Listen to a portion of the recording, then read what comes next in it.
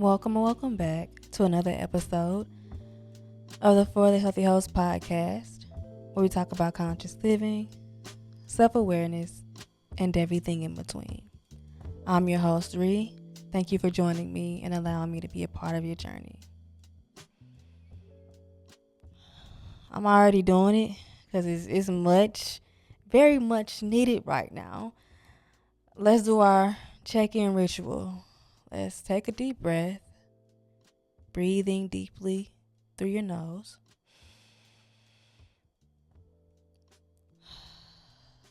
And exhaling through your mouth, expanding your belly, becoming conscious, becoming aware that you are a physical being, becoming aware of your body, of your emotions, of your energy in this moment. How do you feel?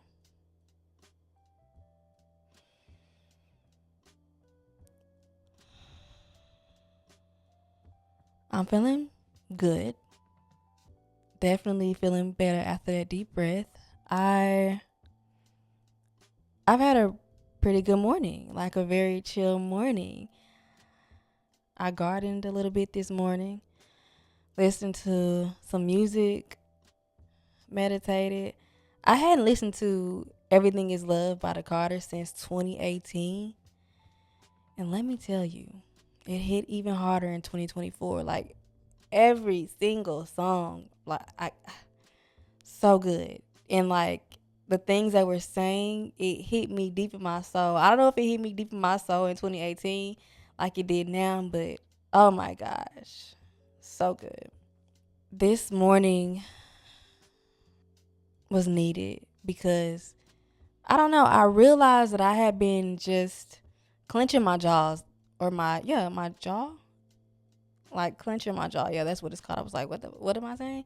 But yeah, I realized that I had been clenching my jaw, and that's something that I do when I'm like tense or stressed, because sometimes I don't be consciously aware of the fact that I'm stressed until I check in with how my body, like, what is my body doing? Are my shoulders hunched over? Is my jaw clenched? Am I holding my breath? And I was doing all of those things earlier this week from, I guess, worrying about and stressing about the future, worrying about the past, trying to control the outcome, and just not simply trusting the process. The idea of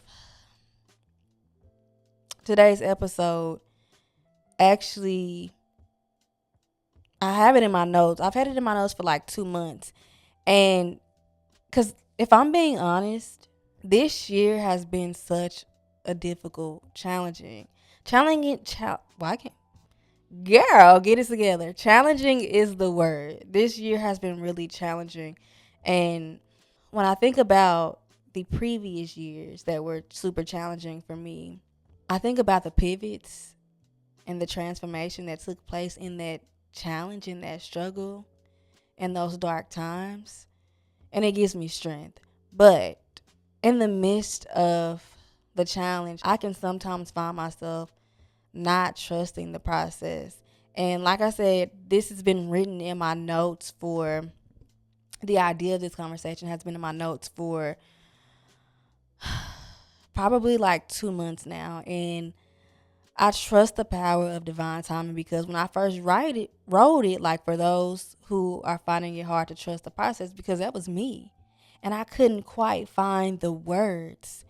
And although my relationship with trusting the process, trusting divine timing, it ebbs and flows, I feel like I'm now at a space where I can hold space for myself and for others who may be finding it hard to trust the process. So that's what we're getting into today, talking about trusting the process. I want to break down the phrase trust the process. I feel like it's one that we hear frequently.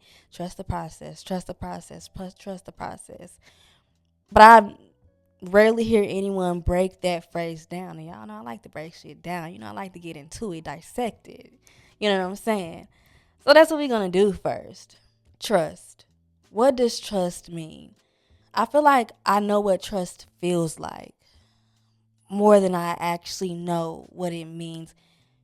With pretty much all the words in the English dictionary, I know what those things feel like. I can tell you what those things feel like more than I can tell you like a structured definition.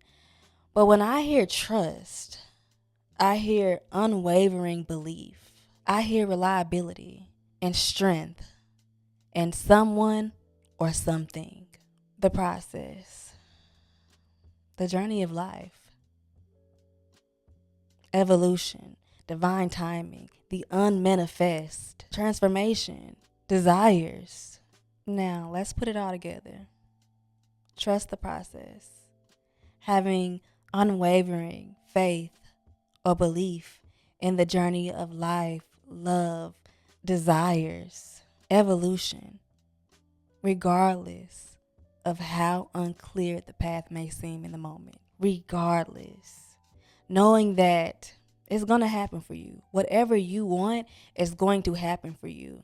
It's just a matter of time. It's just a matter of when and where. And that part, that's not our job to worry about. That's not our job to figure out.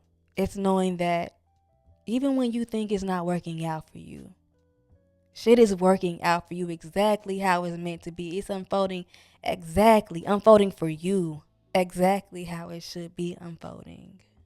I don't know how many of y'all listen to Tim's, but I thought about a Tim's lyric. Finding a way when you cannot see. Walking by faith and not by sight. As human beings, we are such, I don't even know where to start. A lot of us are disconnected from our spiritual selves. And we want things in the moment where we want to see things tangibly in the moment. And it's hard for us to walk by faith and not by sight. We have to see it.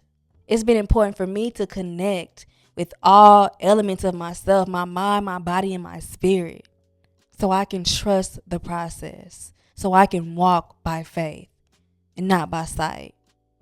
Because right now, when I tell y'all I'm in the best mood that I've been in since the past couple of weeks, I'm not making it up. And I think it's easy for me to say, yeah, I walk by faith and not by sight in the moment. But a lot of times shit do really be dark, and it be hard. It be difficult. It be challenging. Because it's just like life be life, and I find myself sometimes crawling back into that victim role. Why is this happening to me? Nothing, saying all these negative things about myself, about my life, about what's for me. But when I remind myself that this shit is part of my story, I know that sounds cruel, especially for somebody who may be in the depths of darkness. This shit is a part of your story though. Like it or not, it's a part of your story. It's a part of your juice. When I remind myself of that, it's easier for me to flow. It's easier for me to surrender. It's easier for me to be like, okay, then fuck it. We doing this. We playing this game. Because sometimes that's how you got to treat it, like a fucking game. Like, I surrender. Like, whatever happens, I know I'm good. I know I'm looked after. I know I'm taken care of. I just flow. When you resist, when you are not in flow, when you are resisting all that is happening in your life for you, it's harder. It's challenging. It's like beating your own ass. You really gotta flow with this shit. Flow, flow, flow. Just flow. A few months ago, when I was like in the depths of my darkness, victimhood, I stumbled across a video and I was introduced to a concept called the law of expanding influence. A lot of these laws, like the law of attraction, the law of, what's the other one? The law of assumption, the law of expanding influence. A lot of this shit be common sense. It be science. But I think our human brain, don't ever sit down to actually think about how the world works, how the universe works, how nature works. So we find ourselves working against these laws, the laws of nature, the laws of the universe. I really enjoy like learning about the laws It's so many laws. Like I think there's 12 universal laws of the universe or something like that. Paraphrasing. It's important, it's fun, it's nourishing for me to learn about these laws because it helps me operate as a human being, as a spiritual being. But yeah, I say all that to say this should be common sense. But I ran across the law of expanding influence. And I watched that video, no kidding, like 20 times. Like I had it playing on repeat. And when I was in the depths of my darkness, it really fueled me, it nourished me. And it gave me everything that I possibly needed. And like the dots started to connect. And shit started to make sense. And it affected my energy in such a positive way. So I want to share that law with you today. I want to briefly talk about that law for a second to give you the full picture, to connect the dots for you. The law of expanding influence shows that your energy expands in the world and has influence in your personal arena and the world at large. I mean, like I said, it makes complete sense. The energy you emulate, mentally, physically, spiritually, it has an effect on your own world, your personal arena, but also everyone you come in contact with. Energy is influential. Energy is contagious. Everything is literally energy. What you put out energetically is going to find its way back to you.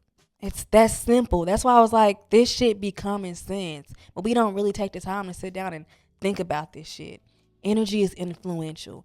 Energy attracts like energy. Think about the law of attraction. The energy you put out, the energy you express will find its way back to you. Energy expressions, your thoughts. What are you thinking? Your feelings. What are you feeling?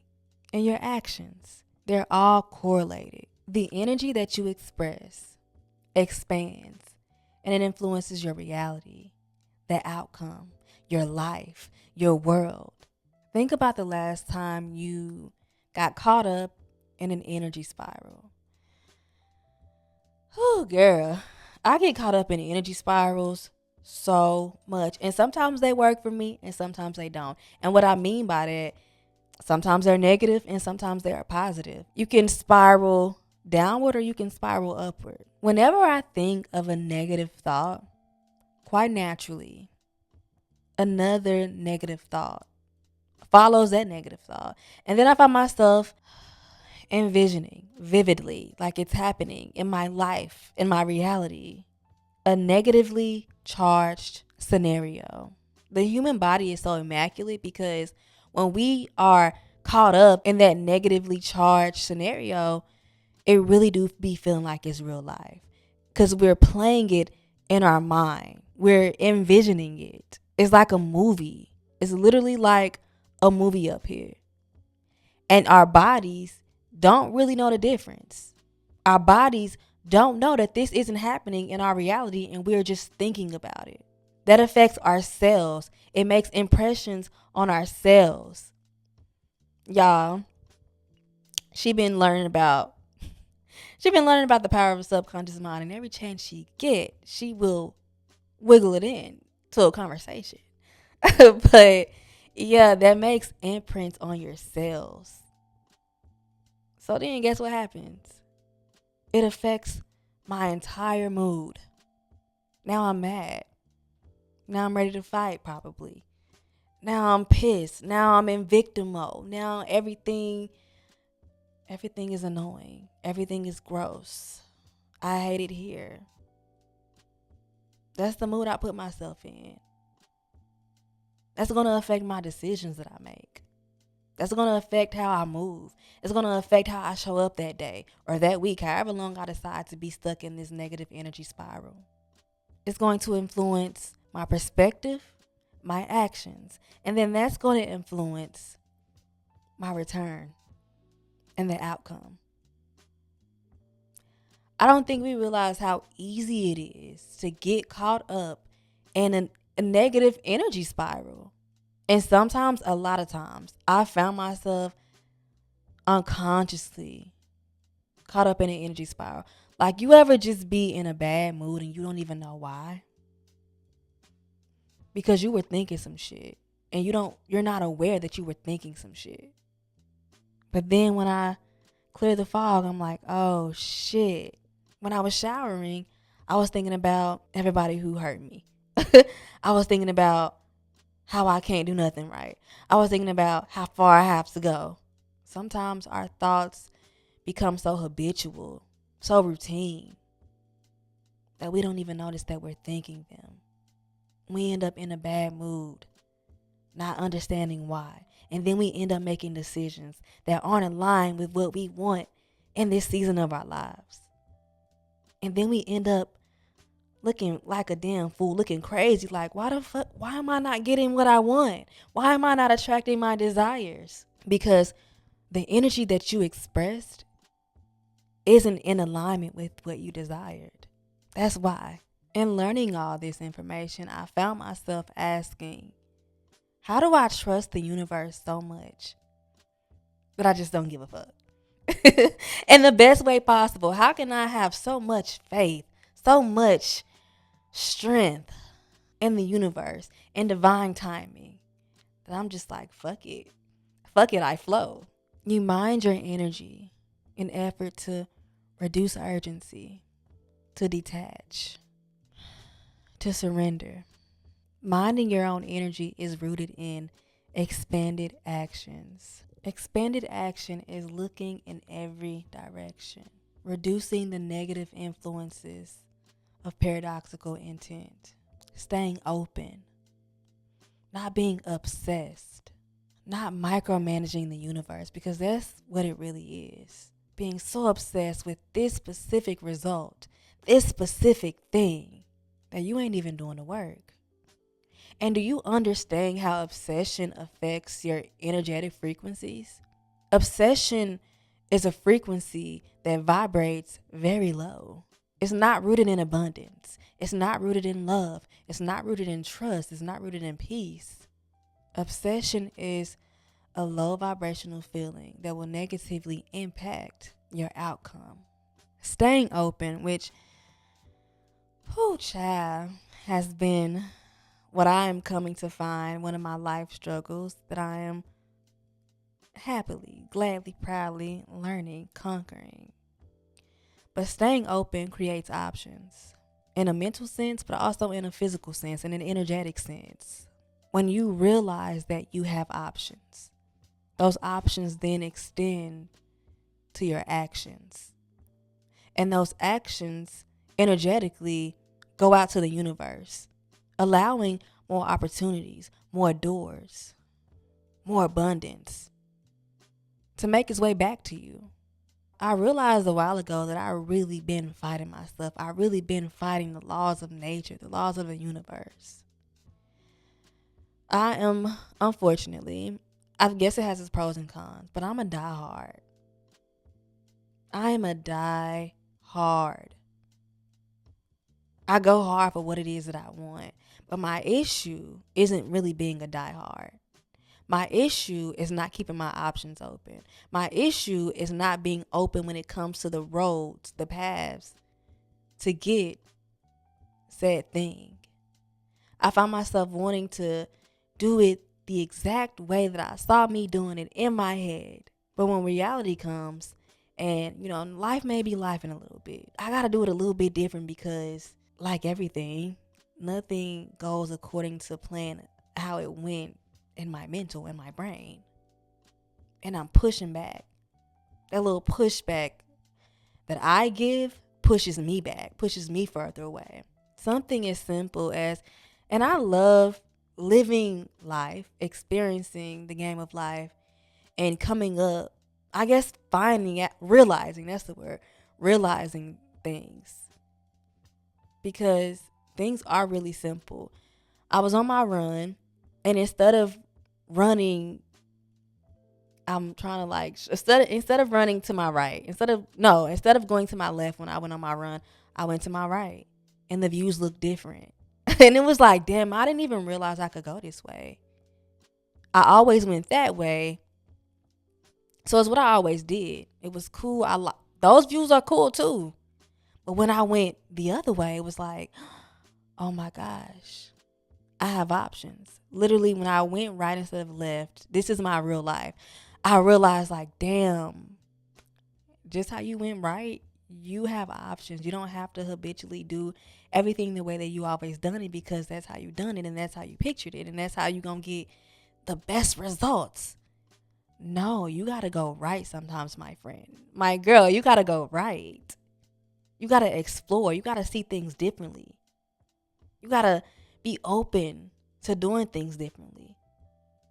Because that openness is what will attract your outcome, the evolution, the journey of life, your desires. So instead of going left today, go right. Stay open. Be open. And that openness for me reduces urgency. It reduces obsession. It reduces my lack of trust in the universe and divine timing. Just being open and flowing. Letting go of resistance. When I flow, I clear the path for all good things to come to me with ease, frequently, abundantly, naturally. Because I'm in flow with what I desire. Focus on what you are giving, both physically and energetically.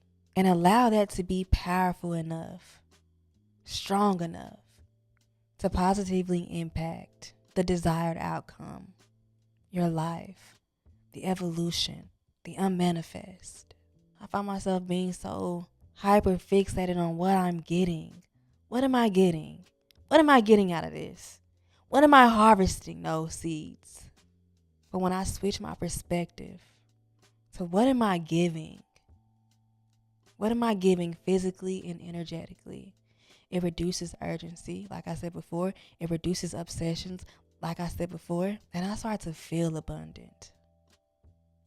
I start to see slowly but surely the fruits of my labor. Those seeds that I planted last year, I'm nurturing them. And when I've nurtured them, as long as I need to, however long that is, because I'm patient, I'm trusting in the universe, I'm trusting in divine timing. It's not a matter of if, but when I'm going to harvest those seeds that I so graciously, intently planted. Before we leave, I want to practice trusting the process. I want to practice manifesting. I want to practice visualizing. I want to practice detachment and just holding space for each other in the depths of whatever it is that you may be experiencing right now. Let's think about a specific desire.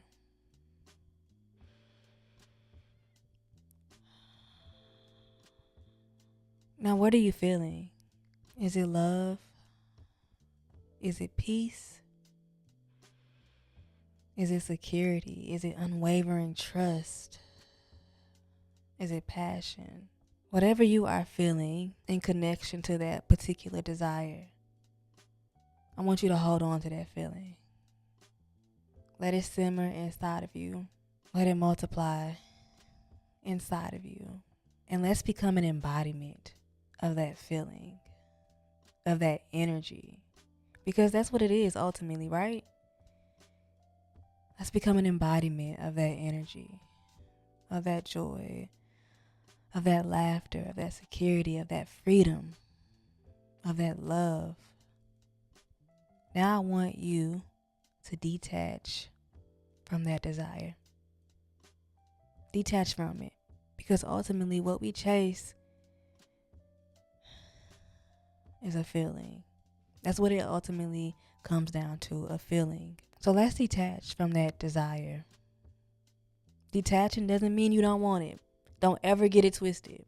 It means that you still have that desire. You still have the intent to manifest that desire, but you're not attached to it. You're not obsessed with it. You're simply detached from it. It means that you now know that you don't have to search for a desired feeling, energy outside of yourself. It is already in you. We just proved that. We just proved that a couple of minutes ago when we embodied, when we felt that energy, those feelings. The fire was inside of us, the light was inside of us, and you know that. Knowing that allows you to detach from that desire because the feelings that you truly wanted is within you. You're an embodiment of that energy. So we detach from the outcome. We detach from the specific path, the specific road to get there. And we just exist and we just flow and we just embody that energy. And it'll find its way back to us because our energy is so magnetic, so electrifying, that it has no choice but to come find us. With that same energy circulating within us, around us, let's take a minute to practice gratitude. Thank you, Source. Thank you, Divine, for all the good things in my life. The life I live is such a beautiful life. It's such a miracle. And I'm grateful that you gave everything to me before I could even fix my lips to ask. I thank you for the security, for the love, for the abundance, for the peace, for the joy, for all of it. I'm thanking you because I know deep down in my heart, deep down in my soul, that everything that I want is already mine. Everything that I want wants me back. Everything that I'm yearning for is yearning for me. I'm a walking embodiment of all that I desire. With that being said, thank you so much for being here with me today. Thank you for allowing me to take up space. And thank you, as always, for allowing me into yours. I'm sending you so much peace, so much love, so much abundance, and everything you need in this moment. I'll talk to you next time. Bye. Mwah.